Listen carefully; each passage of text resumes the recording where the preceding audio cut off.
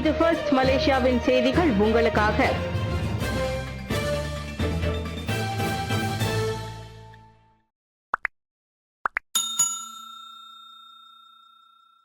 Malacca police துப்பாக்கிச்சூடு சம்பவம் அரசு விசாரணை ஆணையத்தை அமைக்க லிங்கேஸ்வரன் வலியுறுத்து.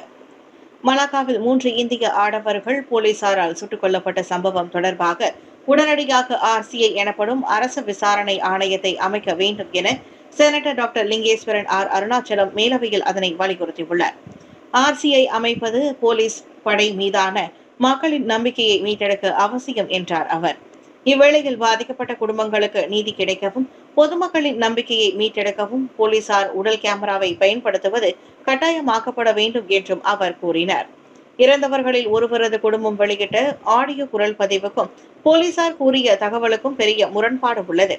அதாவது தாக்குதல் அல்லது பாராங் பயன்படுத்திய சத்தம் எதுவும் இல்லை, வெறும் துப்பாக்கி சத்தம் மட்டுமே கேட்பதை லிங்கேஸ்வரன் சுட்டிக்காட்டினார். ஒருவேளை அந்த குரல் பதிவில் இருப்பதே உண்மை என்றால் நடந்தது நீதித்துறைக்கு அப்பாற்பட்ட கொலையாகும். எனவே சம்பந்தப்பட்ட போலீஸ்காரர்கள் மீது கடும் நடவடிக்கை எடுக்கப்பட வேண்டும் என்றார் அவர். கும்பாபிஷேகம் நிகழ்வில் மலேசிய குருக்கள் மட்டுமே பங்கேற்க வேண்டுமா? சிவனேசனின் பரிந்துரைக்கு மஹிமா எதிர்ப்பு. கும்பாபிஷேக நிகழ்வில் மலேசிய குருக்கள் மட்டுமே பங்கேற்க வேண்டும் என்ற பேராக ஆட்சிக்குழு உறுப்பினர் டத்தோ சிவனேசனின் பரிந்துரைக்கு மஹிமா எதிர்ப்பு தெரிவித்துள்ளது.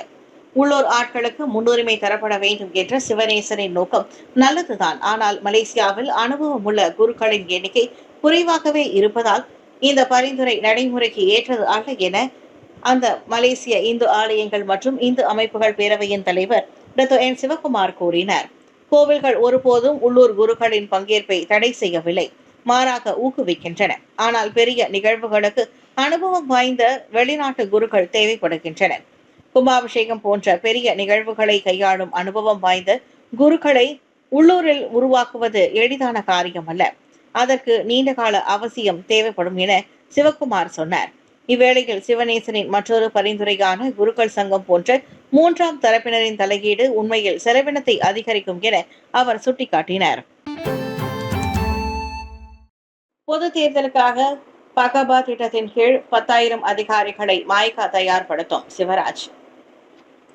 பொது தேர்தலின் போது வாக்களிப்பு மையம், வாக்கு எண்ணிக்கை அதிகாரி, தேர்தல் சாவடியில் மொத்த வாக்குகள் சரிபார்க்கப்பட்டு அவை வாக்களிப்பு மையத்திற்கு கொண்டு செல்லப்படும். அதிகாரிகளாக பணியாற்றுவதற்கு நாடு முழுவதிலும் சுமார் 10,000 தேர்தல் பணியாளர்களை மாய்கா தயார்படுத்த உள்ளது. மாய்காவின் இந்த திட்டத்தின் கீழ் தேர்தல் விதிமுறைகள், வாக்குச்சாவடிகளில் அவர்களின் பொறுப்புகள் மற்றும் வாக்குச்சாவடி நாளில் பின்பற்ற வேண்டிய நடைமுறைகள் ஆகியவற்றை முழுமையாக தெரிந்து கொண்டு நடைமுறையை பின்பற்றக்கூடிய வகையில் இந்த பயிற்சி வடிவமைக்கப்பட்டுள்ளது. இந்த பயிற்சி வாராந்திர தொடர்ச்சியாக திட்டமாக நடத்தப்படும். மாய்காவின் தேசிய தலைவர் தான் ஸ்ரீ SA விக்னேஸ்வரனின் உத்தரவுகள் மற்றும் தொலைநோக்கு பார்வைக்கு இணங்க நாடு முழுவதும் 10,000 உறுப்பினர்களை பகபா அதிகாரிகளை பயிற்றுவிக்க கட்சி இலக்கு நிர்ணயித்துள்ளது. இந்த நடவடிக்கை வாக்குச்சாவடிகளில் தொழில் ரீதியாகவும் நிர்ணயிக்கப்பட்ட விதிமுறைகளின்படியும் அதன் கடமைகளை செய்வதற்கு மாய்கா போதுமான மற்றும் ஒழுங்கமைக்கப்பட்ட திறனை கொண்டுள்ளது என்பதை உறுதி செய்வதை நோக்கமாக கொண்டுள்ளது என மாய்காவின் வியூக இயக்குநரும் தேர்தல் எந்திர ஒருங்கிணைப்பாளருமான செனட்டர் டத்தோ சிவராஜ் சந்திரன் வெளியிட்ட அறிக்கை ஒன்றில் தெரிவித்தார். மறைக்கப்படும் வேலைகள், முறியடிக்கப்படும் கனவுகள். வேலை தெரிவு நிலை சீர்திருத்தத்தை தொடர புத்ரஜயாவுக்கு வலியுறுத்து. அனைத்து வேலை வாய்ப்புகளையும் மை ஃபியூச்சர் ஜாப்ஸ் தளத்தில் வெளியிட வேண்டும் என முதலாளிமார்களை கட்டாயப்படுத்தும் சீர்திருத்தத்தில் உறுதியாக இருக்குமாறு அரசாங்கம் வலியுறுத்தப்பட்டுள்ளது. மறைக்கப்பட்ட காலி இடங்கள் மலேசிய இளைஞர்களின் வேலையில்லா திண்டாட்டத்தை மோசமாக்குகின்றன. இதனால் குடும்பங்களும் பாதிக்கப்படுவதாக UNI MLC தொழிலாளர் மையம் கூறுகிறது. 15 முதல் 24 வயதிற்கு உட்பட்ட இளைஞர்களின் வேலையின்மை விகிதம் 9.9% உயர்ந்து 2.9 லட்சம் இளைஞர்கள் பாதிக்கப்பட்டுள்ளனர்.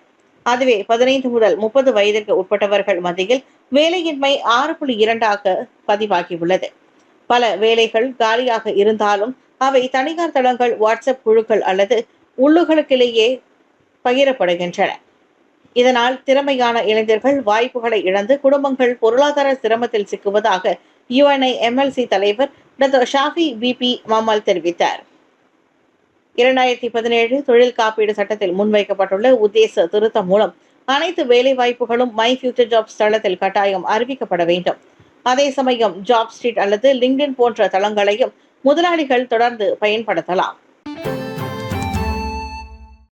சலக் சலந்தானில் உயிரை கையில் பிடித்துக் கொண்டு தப்பியோடிய ஆசிரியை துரத்தி வந்த காரில் மோதிய கொடூர கணவன்.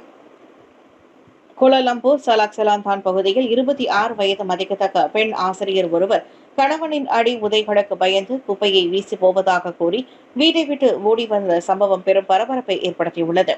வீட்டில் கணவனால் தொடர்ந்து தாக்கப்பட்டு வந்த அந்த ஆசிரியை வாய்ப்பு கிடைத்ததும் குப்பை எறிவதற்காக வெளியே போகிறேன் என்று சொல்லி தப்பித்து செல்ல முயன்றுள்ளார் என்று செராஸ் மாவட்ட போலீஸ் தலைவர் அசிஸ்டன்ட் கமிஷனர் ஐடி புல்ஹசான் கூறியுள்ளார்.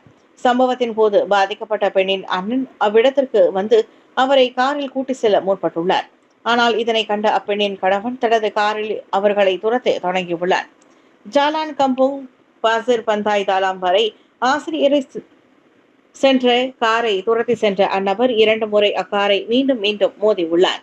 ஆனால் இறுதியில் சத்யா வங்சா பந்தாய் எக்ஸ்பிரஸ்வே நெடுஞ்சாலை வழியாக அவர்கள் தப்பிச் சென்றனர். இந்நிலையில் இந்த சம்பவம் தொடர்பாக போலீஸ் தங்களின் மேல் விசாரணையை தொடங்கியுள்ளனர். துயரத்தில் முடிந்த கண்ணாமூச்சி விளையாட்டு. வீட்டில் தயாரிக்கப்பட்ட துப்பாக்கிகள் நண்பனால் சுடப்பட்ட 11 வயது பையன் மரணம். சபா கெனிகாவில் 11 வயது சிறுவன் கண்ணாமூச்சி விளையாட்டு உயிர் பலியில் முடிந்திருக்கிறது. வீட்டின் முன்புறத்தில் விளையாட்டில் ஈடுபட்ட போது பககுக் எனப்படும் வீட்டில் சொந்தமாக தயாரிக்கப்படும் துப்பாக்கிகள் நண்பன் தவறுதலாக சுட்டான். வெறும் 3 மீட்டர் தூரத்திலிருந்து சுடப்பட்டதில் 14 வயது பையனின் நெஞ்சு, கை, முழங்கால் உள்ளிட்ட பகுதிகளில் 14 குண்டுகள் பட்டு அவன் சரிந்து விழுந்தான். கிராமத்து மக்கள் உடனடியாக மருத்துவமனைக்கு கொண்டு சென்ற நிலையில் அவன் உயிரிழந்ததை மருத்துவர்கள் உறுதிப்படுத்தினர். தவறுதலாக துப்பாக்கியை சுட்ட நண்பன் துப்பாக்கியை மறைத்து வைத்திருந்த அவனது தம்பி, துப்பாக்கி உரிமையாளரான 70 வயது தந்தை என மூவரும் போலீசாரால் கைது செய்யப்பட்டுள்ளனர். இது கொலை சம்பவமாக வகைப்படுத்தப்பட்டு விசாரணை நடைபெறுகிறது. கம்போடிய எல்லையில் மீண்டும் மோதல் வெடித்தது. தாய்லாந்து ராணுவ வீரர் கொல்லப்பட்டார், பலர் காயம். கம்போடிய எல்லையில் புதிய மோதல்களால் தாய்லாந்து ராணுவ வீரர் ஒருவர் கொல்லப்பட்டதோடு மேலும் பலர் காயமடைந்தனர் என அந்நாட்டின் ராணுவம் தெரிவித்துள்ளது. தங்களது எல்லை பகுதியில் ஏற்பட்ட இந்த மோதல் குறித்து அவ்விரு நாடுகளும் ஒன்றை ஒன்று குறை கூறிக்கொண்டன. கம்போடிய ராணுவத்திற்கு எதிராக தாய்லாந்து வான்வழி தாக்குதல்களை நடத்தியதாக AFP செய்தி வெளியிட்டுள்ளது. ஜூலை மாதம் எல்லை பிரச்சினை 5 நாள் போராக வெடித்தது. அதற்கு முன்பு அக்டோபர் மாதம் மலேசிய பிரதமர் டாக்டர் ஸ்ரீ அன்வார் இப்ராஹிம் மற்றும் அமெரிக்க அதிபர் டொனால்ட் ட்ரம்ப் ஆகியோர் போர் நிறுத்த உடன்பாட்டில் கையெழுத்திட்டனர். ஜூலை மாதம் நடந்த மோதல்களின் போது சுமார் 48 பேர் கொல்லப்பட்டதோடு 3 லட்சத்திற்கும் மேற்பட்டோர் தற்காலிகமாக இடம்பெயர்ந்தனர். இரு தரப்பினரும் ராக்கெட்டுகள் மற்றும் கனரக பீரங்கி தாக்குதல்களை நடத்தினர்.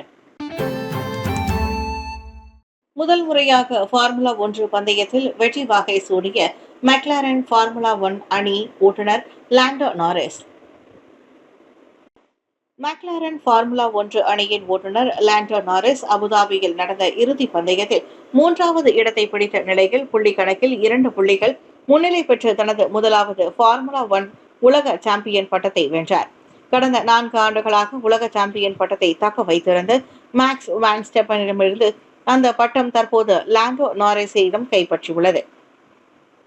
பந்தயத்தில் வெஸ்டபன் முதல் இடத்திலும் நாரிஸின் அணி 2ஆம் இடத்திலும் வெற்றி வாகை சூடினாலும் அப்பந்தயத்தின் முழு புள்ளி கணக்கில் நாரிஸ் சாம்பியனாக தேர்வு செய்யப்பட்டார்.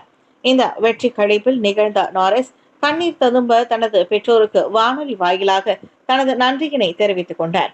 அதேவேளை மெக்லாரன் அணி தலைவர் இது மிகவும் சிறப்பான தருணம் என்று பெருமிதமாக கூறினார். கடந்த 2020ஆம் ஆண்டிற்கு பிறகு பிரிட்டனுக்கான அடுத்த உலக பட்டம் இது என்பதும் அதே நேரத்தில் மெக்லாரன் 13வது சாம்பியன் என்பதும் குறிப்பிடத்தக்கது. நைஜீரியாவில் கடத்தப்பட்ட 100 மாணவர்கள் விடுவிப்பு. ஒரு கத்தோலிக்க பள்ளியில் இருந்து கடந்த மாதம் துப்பாக்கியாளர்களால் கடத்தப்பட்ட 100 பள்ளி பிள்ளைகள் நைஜீரிய அதிகாரிகள் விடுத்துள்ளதாக ஐநா வட்டாரம் மற்றும் உள்ளூர் ஊடகங்கள் தெரிவித்தன. இருப்பினும் சிறைப்பிடிக்கப்பட்டதாக கருதப்படும் 165 மாணவர்கள் மற்றும் ஊழியர்களின் கதி என்ன என்பது தெளிவாக தெரியவில்லை. நவம்பர் மாத இறுதியில் வட மத்திய நைஜர் மாநிலத்தில் உள்ள செயின்ட் மேரிஸ் தங்கும் வசதியை கொண்ட பள்ளியில் இருந்த 315 மாணவர்கள் ஊழியர்களுக்கு கடத்தப்பட்டனர். 100 மாணவர்களும் குழந்தைகளும் தலைநகர் அபுஜாவை அடைந்துள்ளதாகவும் இன்று நைஜர் மாநிலத்தில் உள்ள உள்ளூர் அரசாங்க அதிகாரிகளிடம் ஒப்படைக்கவிருப்பதாக ஐநா தகவல் வெளியிட்டுள்ளது. அந்த பள்ளி பிள்ளைகள் பேச்சுவார்த்தை அல்லது ராணுவ பலத்தின் மூலமாக விடுதலை செய்யப்பட்டனரா என்பது குறித்த விவரங்கள் எதுவும் தெரிவிக்கப்படவில்லை. கடத்தல்காரர்கள் இன்னும் பிணையாக பிடித்து வைத்துள்ள பள்ளி பிள்ளைகளின் தலைவிதியை பற்றிய விவரங்கள் எதுவும் தெரிவிக்கப்படாமல் 100 பிள்ளைகளின் விடுதலை உறுதி செய்யப்பட்டதாக உள்ளூர் ஊடகங்கள் செய்தி வெளியிட்டிருந்தன. பயணிகளுக்கு 610 கோடி ரூபாயை திருப்பி செலுத்திய இண்டிகோ விமான நிறுவனம். சமீபத்தில் ரத்தான விமான சேவைகளுக்கு பயணிகளிடமிருந்து வசூலிக்கப்பட்ட 610 கோடி ரூபாய் டிக்கெட் கட்டணங்களை இண்டிகோ நிறுவனம் அவர்களிடம் திரும்ப தந்துள்ளது. திடீரென ரத்து செய்யப்பட்ட இண்டிகோ நிறுவனத்தின் விமான சேவைகளால் பயணிகள் பெரும் பாதிப்புகளுக்கும் நிம்மதியின்மைக்கும் ஆளாகியிருந்தனர். ஆனால் விமான நிறுவனம் வழங்கிய இந்த தொகை அவர்களுக்கு சிறிதளவாவது திருப்தியை ஏற்படுத்தி இருக்கும் என்று எதிர்பார்க்கப்படுகின்றது. அதே நேரத்தில் மொத்தம் 138 வழித்தடங்களில் இண்டிகோ நிறுவனம் 135 வழித்தடங்களில் விமான சேவையை முழுமையாக தொடங்கியுள்ளதாக அறிவிக்கப்பட்டுள்ளது. மேலும் இண்டிகோ விமான நிலையங்களில் குவிந்திருந்த சுமார் 3000க்கும் மேற்பட்ட பயணிகளின் பைகள் மீண்டும் உரியவர்களிடம் ஒப்படைக்கப்பட்டுள்ளதாக அந்நிறுவனம் தெரிவித்துள்ளது. பயணிகளின் புகார்களை பரிசீலித்த விமான நிறுவனம் அவர்களின் பணத்தை திரும்ப வழங்குவதில் பயணிகளின் பைகளை ஒப்படைத்தல் போன்ற நடவடிக்கைகளையும் சிறப்பு குழுவின் உதவியுடன் வெற்றிகரமாக செயல்படுத்தியுள்ளது.